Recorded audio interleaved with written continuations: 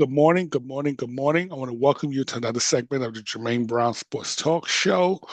Today is Tuesday, March the 11th, 2025. It's been a while since I've done a sports show, a talk show for sports. I've been doing like trading and other stuff. But what I'm going to do, the reason I'm bringing this up is because yesterday was the start of the free agency of the NFL draft, and I wouldn't even came on with a show except my Jets did. They made a move, and before I get into that move and why it's a significant move, um, I want to do a little recap, and I wanted to also be a little patient. Why? Because the Jets hired Darren Mooney, the GM of the team, and they also hired Aaron Glenn, the head coach of the for the team for the Jets. And they moved off of Aaron Rodgers, which, by the way, full disclaimer, I was in favor of. But before, I didn't want to react in a positive or negative way till I saw who they was planning on replacing Rodgers with. But I was in favor, of moving off of Aaron Rodgers. But I didn't want to overreact in a positive or negative way. That said, if you go back to the press conference when Muji, but particularly when Glenn got hired, and that's who I'm going to focus on, Aaron Glenn, because he's pretty much making the decisions to who's going to be on this team or not. He has a major role in that. Um, Here's what I'm going to say: if you paid attention into the press conference that Aaron Glenn had, the clues was there that he was not bringing back Aaron Rodgers. Words like we're looking for long-term success, consistent success, long-term consistent success. We're not looking for a one-year success. When he said we're not looking for a one-year success, then that told me they're not coming back with Aaron Rodgers. And I believe it was Bruce Beck, if I remember correct. And he's a well-respected reporter in New York, but I believe it was him who asked the question during the question and answering session. Asked him in the press conference, saying, well, he didn't ask him. He was saying, yeah, but a lot of Jets fans would just like success this upcoming year. And Aaron Glenn had to reply back in rebuttal, like, look, we're looking for more success for more than just this upcoming year. We're looking for continual success. So, excuse me, almost had a little cold water. Um, so the signs was there that they would not bring it back Aaron Rodgers. That told me then they're going to move off of Aaron Rodgers. Because if you're looking for long-term success, Aaron Rodgers is not a long-term quarterback here. He was only going to be here for about a year, two max, and that was going to be it. And then you was going to have to replace him in a year anyway with a new quarterback. So that I already knew then they wasn't going to bring back Aaron Rodgers. Then once Aaron Rodgers got released, or it was announced that he was getting released, because he hasn't technically been released yet, but he will be released on this Wednesday. But once it was announced that they wasn't coming back with Aaron Rodgers, there was a lot of blow ups, and not in a good way. A lot of people took shots at the Jets. A lot of media members, especially New York media members, took shots at the Jets. A lot of New York Jets fans took shots at the management and, for moving off of Aaron Rodgers. Oh, look, look, his numbers. Let's talk about his statistics last year for the New York Football Jets. Even though they're not called New York Football Jets, they're called the New York Jets.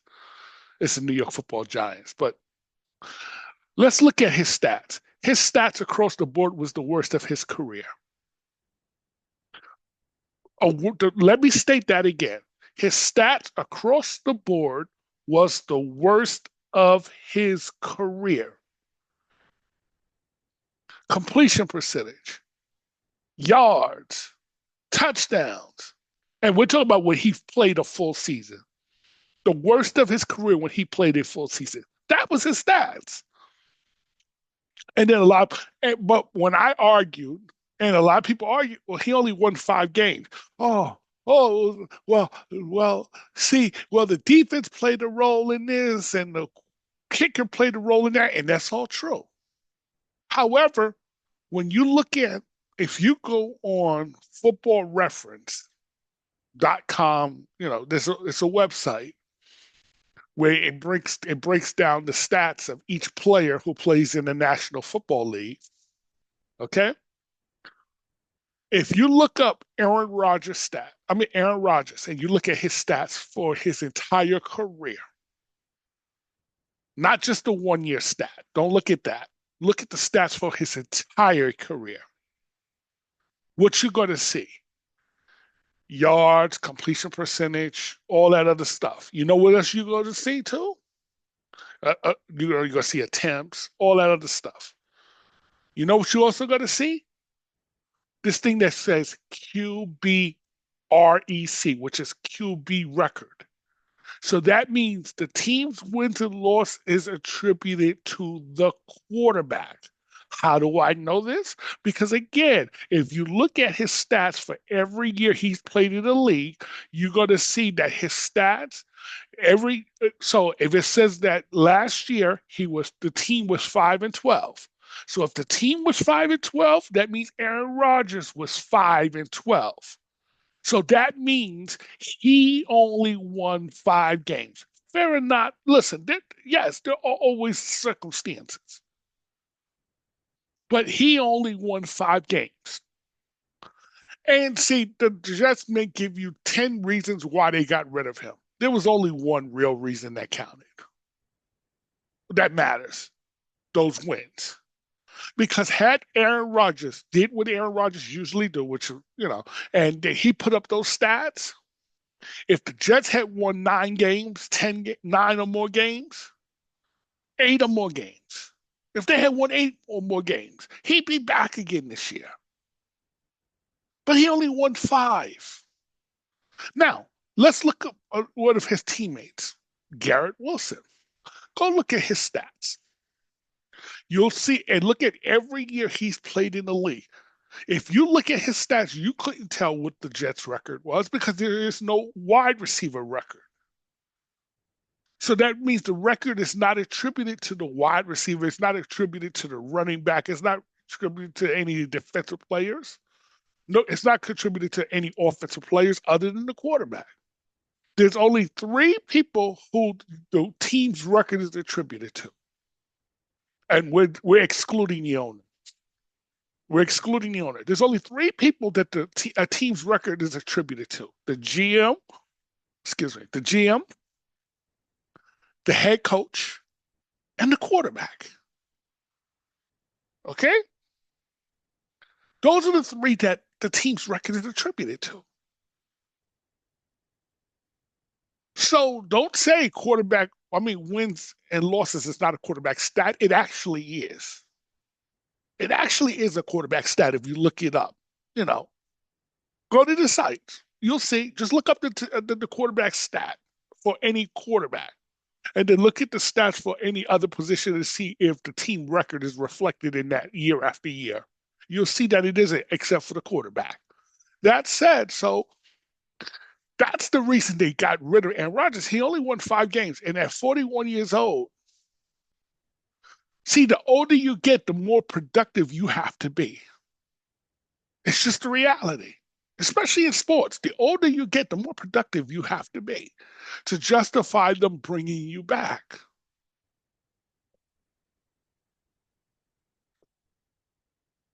Okay? So that told me they was moving off of Aaron Rodgers. So now if you're going to move off of Aaron Rodgers, now Aaron Rodgers won 5 games this past season. You need to bring in a quarterback who can win more than 5 games to justify moving off of Aaron Rodgers for this particular season coming up. To make it make sense, you need to win more than 5 games. So they targeted Justin Fields from day one once they came into that building. That was what they did. They made it clear they were going after Justin Fields. Okay. Now, I personally thought Justin Fields was going to stay in Pittsburgh. If I were advising Justin Fields, I would have told him stay in Pittsburgh. Or if you're going to leave, the better team to go to would be the Colts. Because why? The quarterback, I mean, the head coach there, Shane Steichen, played a pivotal role. He played a role in what you're seeing with Jalen Hurts today. Because before Shane Steichen took it that Pittsburgh, I keep saying Pittsburgh, Philadelphia job, Jalen Hurts was not considered the long term solution there. He was not considered the long term starter. He was supposed to be there to be the backup. When they draft you in the second round, they're not drafting you with the hopes that you be the long term starter. And not in the NFL, not at the quarterback position. At other positions, yes. But at the quarterback position, they're not looking for you to be the long term starter because for that, they would have drafted you in the first.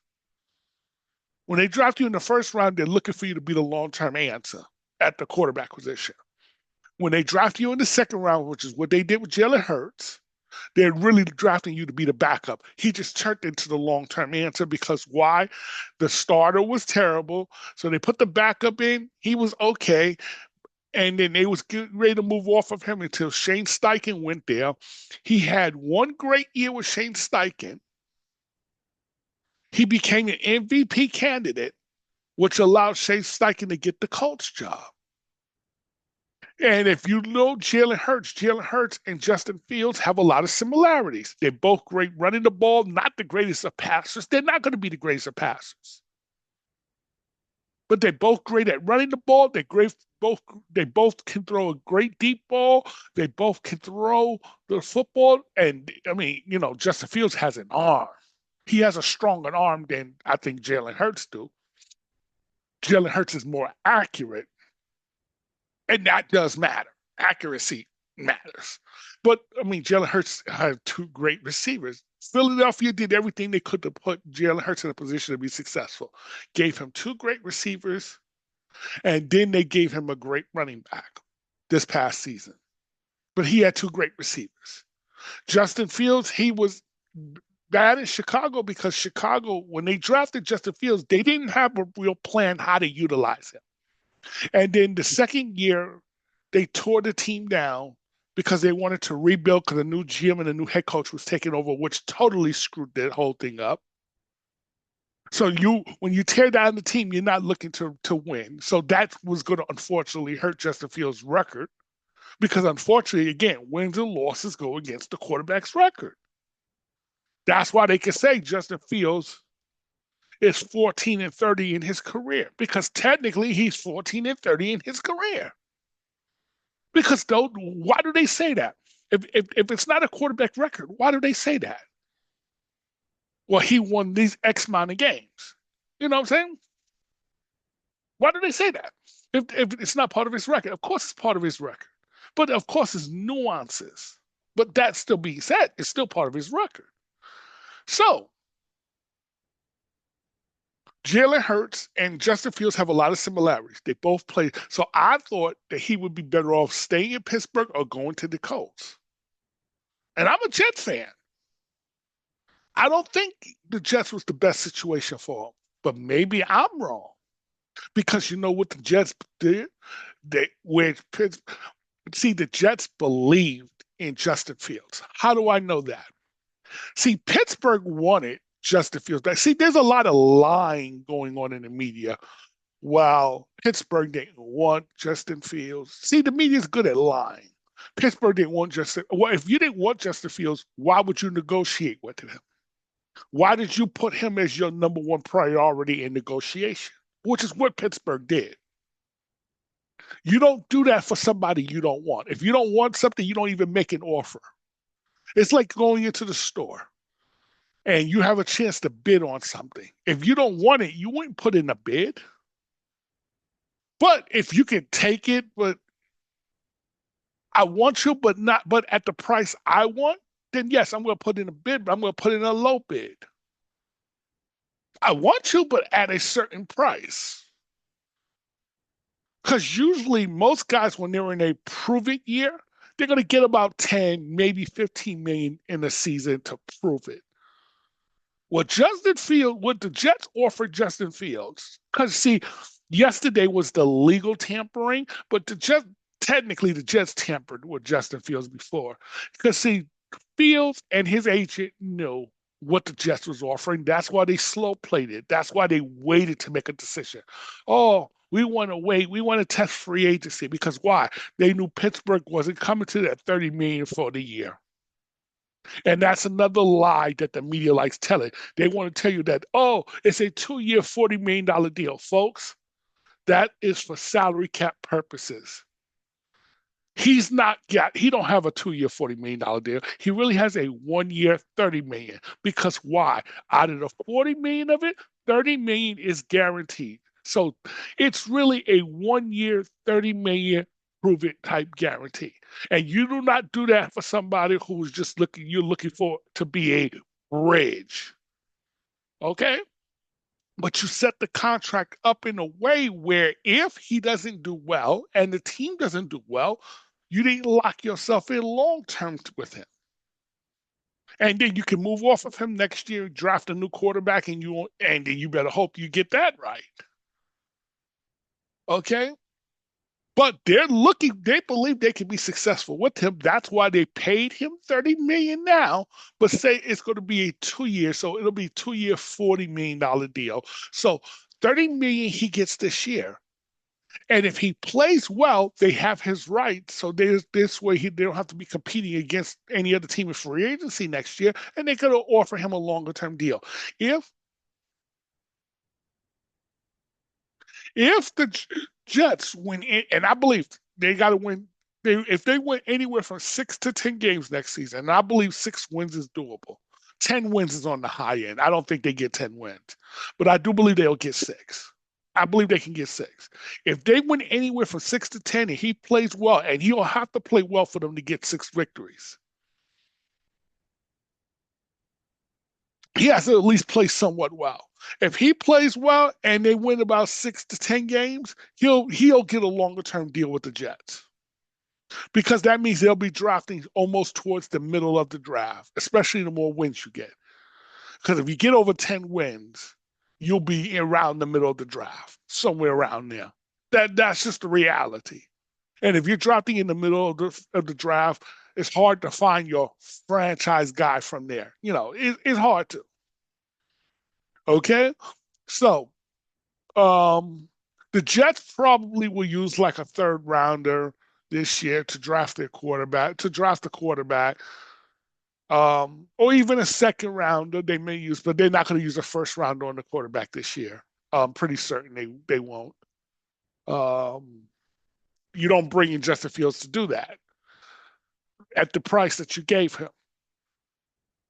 And so I look at this and I see where and why do I say, well, wow, they must believe in Justin because if again, go back to what they said and follow what they did because again, actions speak louder than words. Remember that. People lie all the time. But when they told you, no, we're looking to compete this year, their actions are showing they're looking to compete this year. Because why? If you can get a full season out of Justin Fields and he plays well, they got a good defense. They got a good team. This team is not with bare bone talent. They got some talent on this team. They can win 6 to 10 games. And they told you if you followed Aaron Glenn, because remember, Aaron Glenn was in Detroit. Tyler Strahan, the offensive coordinator, and I know I'm butchering his name. I apologize. The offensive coordinator was in Detroit. They got to see what Justin Fields do. And if you follow Aaron Glenn, remember in Detroit, they traded Matthew Stafford, a guy who put up numbers, like Aaron Rodgers put up numbers. They traded Matthew Stafford. They got Jared Goff. And a lot of media people and people called them stupid for doing so. How could you get rid of Matthew Stafford for Jared Goff? He can't play. There's a reason the Rams was looking to get rid of him, yada, yada, yada, yada. And now Jared Goff is having his career years under Detroit. But he had to prove it to get that big deal that he got now. But he had to prove it. And Gary Glenn is following the same playbook that they did in Detroit. If you're paying attention, again, actions, not just words. But they set the contract again with Justin Fields up in a way where they don't have no responsibility or they're not financially on the hook if he doesn't play well. So this was a win-win for both sides. This was a true win-win for both sides. And again, so there's a lot of lying going on. Oh, it's only a 20 million per year deal. No, it's a 1 year, $30 million deal, folks. That's really what it is. Okay. And if he proves it, which I believe he will, that second year, he'll never see that second year. Here's what's going to happen.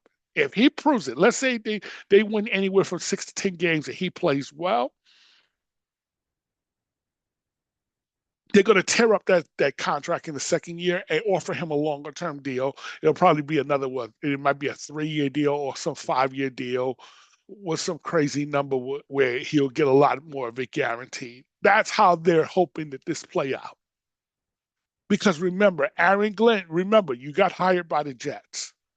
The Jets is not for long and keeping you around if you don't win games. So he's banking that Justin Fields bring more victories than Aaron Rodgers. If he doesn't, the media here will crucify him. Because why? You got rid of Aaron Rodgers and we won fewer games. Now all of a sudden, the record's going to matter for that quarterback. See, now all of a sudden, wins and losses going to be a quarterback record again. See, the media has a funny way of deciding when they want things to matter. So Aaron Glenn has to win, and Justin Fields, both of them is in this together. They got to win 6 or more games to justify moving off of this Aaron Rodgers thing. Trust me, they have to. Because if you don't, then next year, now you're going to be forced to draft a new quarterback. And if you fail on that and that guy don't hit in a year or two, you're out of a job. Because you're only going to get about 3 to 4 years. You're not going to get no more than that. And then they'll move on because this is how it works, especially here in New York. This is what happens. They don't give you no long term to figure this out. There is no long term to figure this out. Okay? You have to win right away. So they're really betting on Justin Fields. That's what they're doing. They're not going to come out and say that, but their actions are showing that they're betting. Because think about it. You're a first-time head coach. This is your first job. And you generally want to hit the ground running. It would have been easier if you was to bring back Aaron Rodgers. That would have been the easier thing to do. And no one would have, people would have hardly faulted you because why? He's Aaron Rodgers, the name.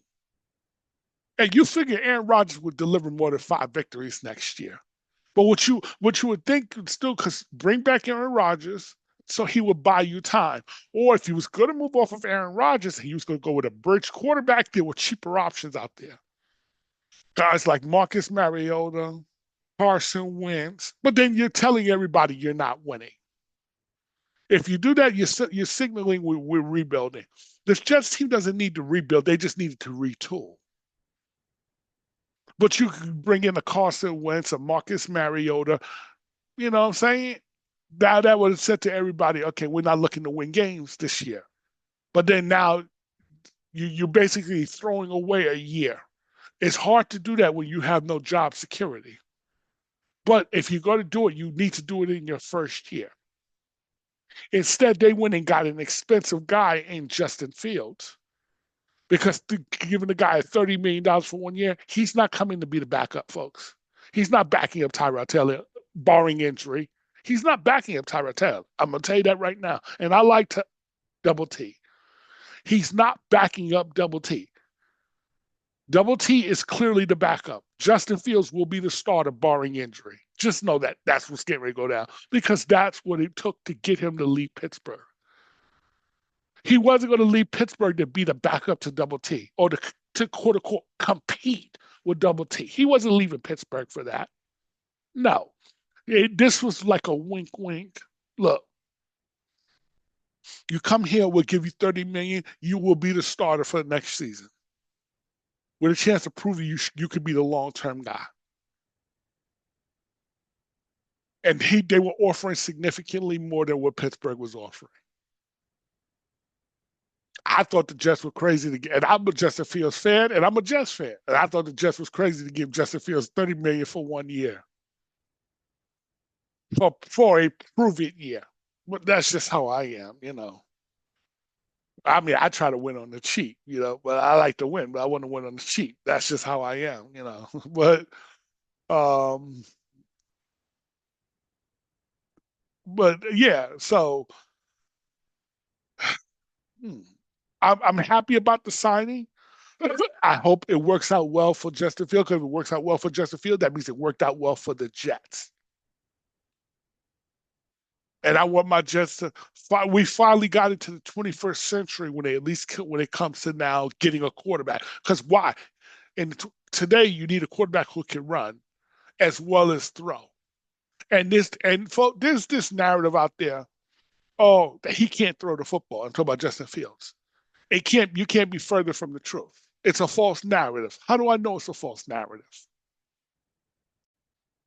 Folks, you can't lead the league in rushing from the quarterback position or as a quarterback, have the most rushing yards, over 1,000 something yards. You beat out Lamar Jackson. You don't beat out a guy like Lamar Jackson running the football if you can't throw the football. That just doesn't happen.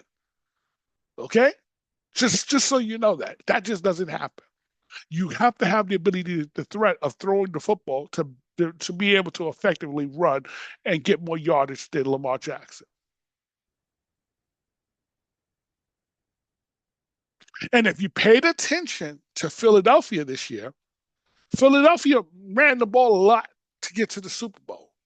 But here's the difference. Jalen Hurts made key throws. So the Jets need another receiver opposite Garrett Wilson. I would try to get a big receiver, somebody who can get like 50-50 balls. See, like Philly have a speed receiver in Devontae Smith, and they got the big receiver who gets the 50-50 balls in A.J. Brown. That's what you want to get here. A guy who can get you those 50-50 balls. You want that big burly receiver who could. And so if you're the Jets, you need to do that. Plus, you need to get a pass catching tight end. You get that. You could do something similar to Philly. You're not. I don't think you get into no Super Bowl, but you could at least make a run for the playoffs. You could at least make a run for the playoffs. So the Jets still have more work to do. And I suspect that they will. Again, I'm just following what they did in Detroit. And I'm seeing what they did in Detroit. They're doing a lot of that here. Because I do pay attention to what happens around the league and what other teams are doing. And to remember, Detroit has just as bad of a history as the Jets, or had just as bad of a history as the Jets, the Cleveland Browns, the Chicago Bears. Detroit was considered a wasteland when it came to quarterback play. Not quarterback play. I'm sorry. When it came to team, it was considered bad. Nobody looked at Detroit as winners. Nobody respected Detroit. They do now. They do now. And I've seen what Aaron Glenn is doing.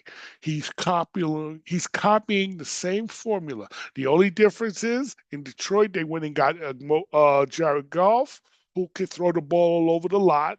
You know, Justin Fields can run the ball all over the lot, but he can also throw. He's just not the thrower Jared Goff is, and they're not looking to put that kind of offense. But what they did is they got into the 21st century. They got a quarterback who can really run. They got a quarterback who can really run, and he can throw the football. I'm expecting some exciting things with this offense this year. See, people are saying, "Oh, ground and pound, ground and pound." It's going to be more than ground and pound, folks. I think you might be a little surprised. It's going to be a little bit more than ground and pound, but it's going to be somewhere within the middle. This is not going to be no aerial attack, all throwing the ball all over the lot. They're not going to do that. But I don't think it's going to be a true ground and pound where you run the ball on first down, run the ball on second down, throw on third. I don't think you'll see a whole bunch of that. But we'll see. Maybe, But so I want to thank you for watching another segment of the Jermaine Brown Sports Talk Show. Have a good day.